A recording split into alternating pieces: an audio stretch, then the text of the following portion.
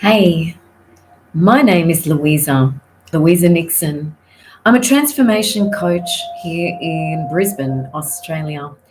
Um, I just wanted to talk about something today. Suicide rates have always been a concern, and we don't speak of this, but they're getting to alarming levels now. And just yesterday, I had someone come and speak to me about a letter that they'd received. Now, this letter was from a coroner, and the letter outlined details of her sister's suicide. Now, honestly, um, the details in the letter were really concerning. And as somebody that has been down those roads myself, it occurs to me that when we are vulnerable and not able to find the hope to wake up the next day, I just wanted to say that getting help is not the simplest thing to do. When you are feeling hopeless and each time you consider what your next move is going to be, usually this is going to happen maybe at night, maybe when there's no one around. A lot of times recently, when I've been trying to ring people, what I've discovered is we don't answer our telephones anymore. And furthermore, in the middle of the night, we really aren't there. Now, when we are feeling low, it is not our nature to reach out. All we want to do is avoid. We cannot see logic. It's all very well to have apps on phones and people that we can ring, but we don't do that to seek help. Furthermore, in a rational moment in the daytime, when you are struggling with life, which a lot of us presently are, it is so far from our mind to one, pick up the telephone, two, even if we can do that, um, the idea of getting to someone who can support our mind is not simple. I love our new Zoom culture because it means someone can get through or infiltrate our world a lot quicker than ringing a GP's office, scouting for an appointment, getting on transport, getting to this office at the time specified when we don't even know which way is up. From this point, waiting in a very triggering waiting room, then okay, let's talk about mindset. So we're struggling with our mindset. We don't know where our next dollar is coming from. That doctor that you're going to see might actually cost money. Anyway, moving on from there.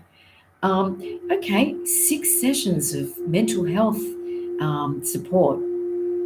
I'm a little skeptical because, one, um, it's not easy to go down that process when you are troubled and struggling. And I'm talking not just a little bit sad, I'm talking about each day.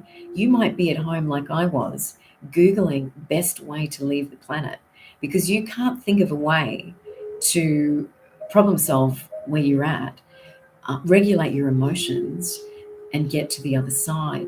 So, GP visit, 6 sessions with a professional, which might I add, when once you get to home again and you're feeling this hopeless, then the job is to start getting on the phone, ringing mental health support. Do you know how hard that is? Do you know how booked out they are? Furthermore, you don't often want to face this. So I do think it interesting that people that perhaps have not been in those scenarios prescribe this as a course of action for help. When I read through that coroner's letter yesterday, I thought about a lady that was just falling through the cracks. This lady tried to seek support, but it really wasn't taking her where she needed. At the end of the day, What this lady needed was someone to be there. Now, this is in the middle of the pandemic. We're all locked up. We can't attend funerals, etc. So this lady just needed a voice of reason to be there, just someone to listen, somebody, maybe even to hug. I'm not sure. Um, I have been coaching wellness for quite a long time now, but I am now in the field of transformation. And this is mainly through some of the struggles that I've had and some of the people around me have had. I want to be a source of help when resilience is very low. I want to be somebody that's easy to contact, easy to work through a process. Um, the thing I do love about the amazing coaches and healers that are out there, a lot of their services are alternate. They don't fall under the traditional idea or traditional ways. Um, there are many ways to offer support out there in the world. And I have been lucky enough to be a recipient of coaching. And I have to say, it's helped me. When I was personal training, I always had a personal trainer as well. I think all of us could benefit from external support that is easy to find, quick to find. Now, with coaching, you can be onto a coach and have a session via Zoom for you that day, maybe in those 2 hours, without having to go and negotiate traffic, all kinds of things. Um, I would like to make my coaching sessions affordable so that they are accessible to people. So um, that's just something else I want to put out there, because another problem in this picture is money. A lot of us are going through extreme financial crisis, reinventing ourselves, reinventing what we do, how we do, just trying to adapt with the many changes that are coming our way.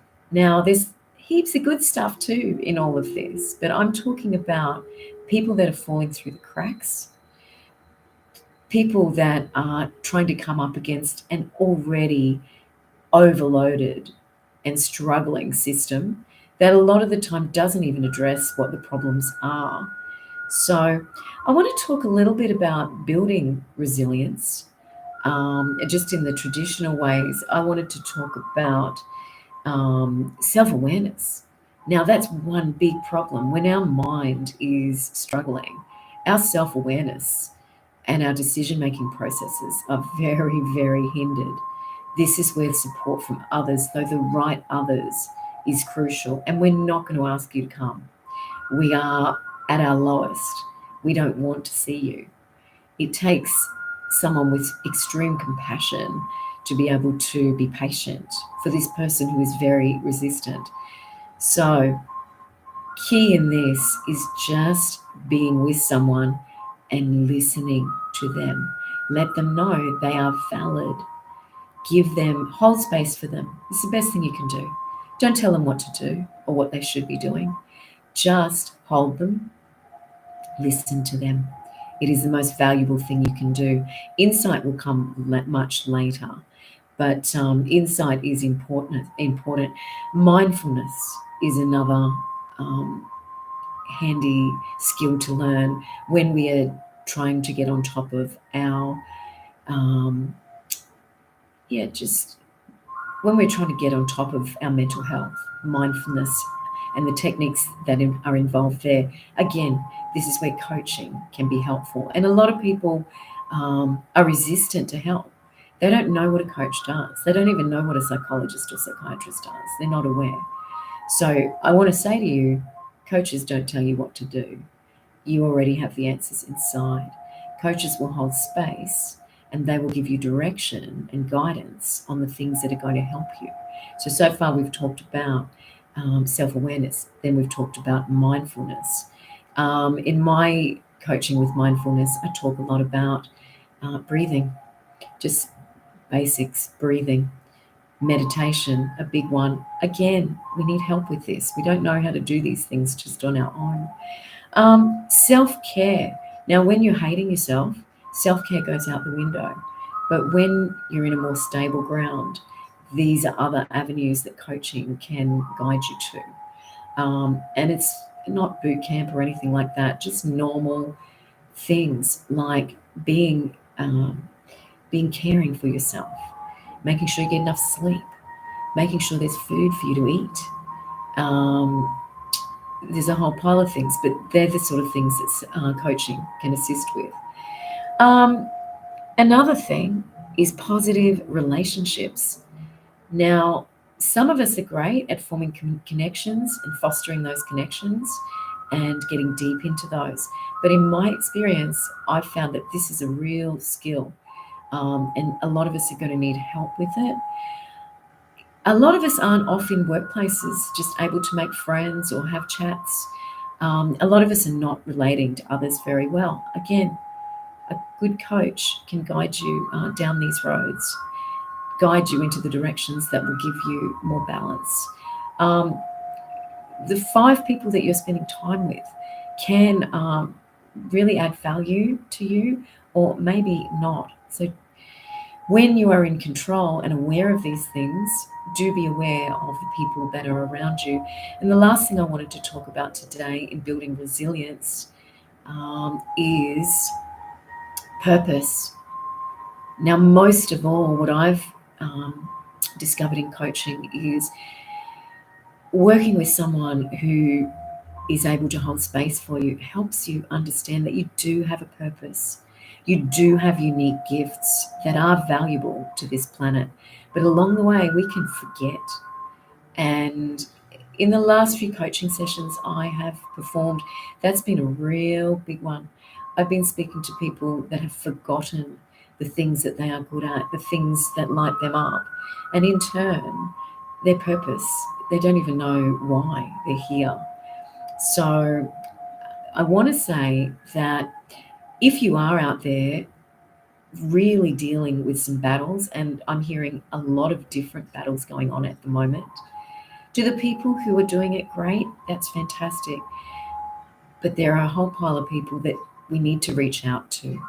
I believe in life, it's our job to shine our love on others and also to help uncover people's unique gifts and get them out there using them in this world.